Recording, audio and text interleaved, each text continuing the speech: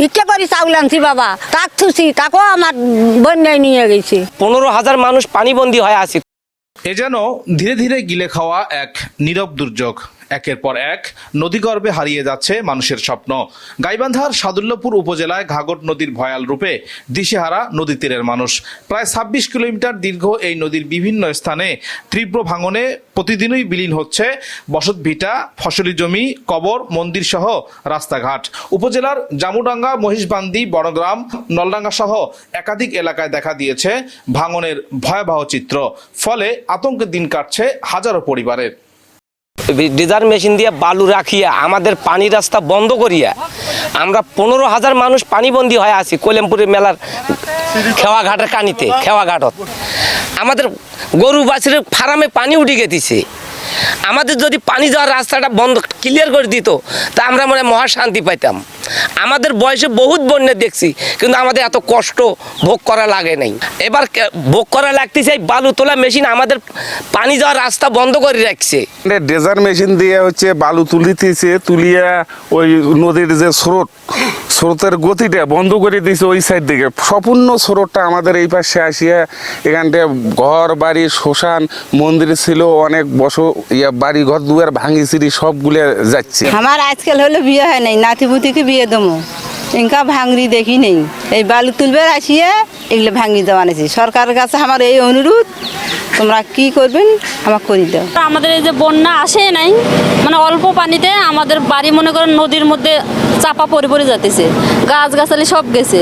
আর দেখেন এক হাত বাকি আছে, আমার ঘরটাও মনে করেন যাবে। তো এর টেনশনে ঘুম নিন কিছু নাই। মনে করেন এই বালু যদি না তুলতো, এই বালু তোলার কারণে আমাদের এই ক্ষতি।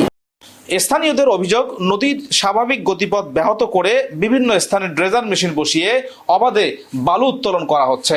ফলে তীব্র স্রোতে নদী তীরের দিকে আঘাত হেনে ভাঙন আরো বাড়িয়ে দিচ্ছে। ভাঙন বন্ধে দ্রুত কার্যকর ব্যবস্থা গ্রহণের দাবি জানিয়েছেন ক্ষতিগ্রস্তরা। ঘর আমার আসল কাকু নাই, সব এগুলো আমার গঙ্গায় খাইলো, ভাসে নিয়ে গেল, আইতে আইতে নিয়ে গেছে। যে কোনো আমি ওই বাড়ির দৌড়ি যায় সান্দাছি, আমার তো কেউ নাই। খামো কি থাকবো কোটে সেটা আমার বুদ্ধি নাই। আমার ভিক্ষা করি চাউল আনছি বাবা, তাক থুছি, তাকেও আমার বন্যায় নিয়ে গেছে। তাইলে আমি এখন কোটে থাকি, কোটে খাই, কি করি? আইতে আইতে ভাঙি যায়, কোনো লেটের বাই নেই, কোনো ঘুম নাই, খাওয়া নাই। আস্তাত আসি বই থাকা নাগে, নদীর বাজার আসি বই থাকা নাগে, পুরো রাতটে যায় আমার বই থাকিয়ে। কখন ভাঙি যায় নিজেও কর পাই না, কিন্তু ওরা এই যে আসি বসে থাকি, রাতটে যায়, ঝরি যায় মাথার উপর দিয়ে। জল তো একটার মতো বুদ্ধি নেই যে বলে একটা হবে, কোনখানে একটা হবে। যেই পাকে যাই ওই পাকে কাঁচার ভাঙি যাতিছে।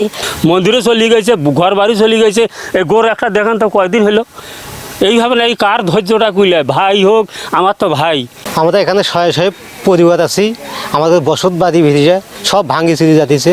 তা আমাদের থাকার কোনো স্থান নেই। আর তো এখানে আমার ঘরে বাড়ি ঘর আছে। সরকারের কাছে একটাই অনুরোধ, আমার ঘরে সাইড দিয়ে বস্তা নাই বরফ ফেলায়। এদিকে নদীর পানি বৃদ্ধি পাওয়ায় ভাঙন কবলিত বিভিন্ন এলাকায় জিও ব্যাগ দিয়ে ভাঙন প্রতিরোধের চেষ্টা চলছে। এছাড়াও পর্যবেক্ষণ প্রতিবেদন কর্তৃপক্ষকে পাঠানো হয়েছে। অনুমতি পেলেই প্রয়োজনীয় ব্যবস্থা গ্রহণের কথা জানান জেলা পানি উন্নয়ন বোর্ডের এই শীর্ষ কর্মকর্তা। নদীতে পানি বৃদ্ধির ফলে বিভিন্ন জায়গায় ভাঙন দেখা দিচ্ছে। ইতোমধ্যে বিভিন্ন জায়গায় আমরা জিও ব্যাগ দিয়ে ভাঙন প্রতিরোধের চেষ্টা করছি। অনেক জায়গায় ভাঙন প্রতিরোধ করা সম্ভব হয়েছে। পাশাপাশি আরও যেসব জায়গায় ভাঙন আছে এগুলো আমরা অবজারভেশনে রেখেছি এবং প্রতিবেদন পাঠাচ্ছি। অনুমতি পেলে সবগুলো জায়গাতে আমরা ভাঙন প্রতিরোধ। নদী ভাঙন শুধু জমি বা ঘর বাড়ি কেড়ে নিচ্ছে না, কেড়ে নিচ্ছে মানুষের নিরাপত্তা, স্বপ্ন আর ভবিষ্যৎ। দ্রুত স্থায়ী নদী শাসন প্রকল্প বাস্তবায়ন করে ঘাঘট নদীর ভাঙন রোধে কার্যকর উদ্যোগ গ্রহণ করবে কর্তৃপক্ষ, এমনটাই প্রত্যাশা সবার। মশিউর রহমান মিঠু, ভোরের ডাক, গাইবান্ধা।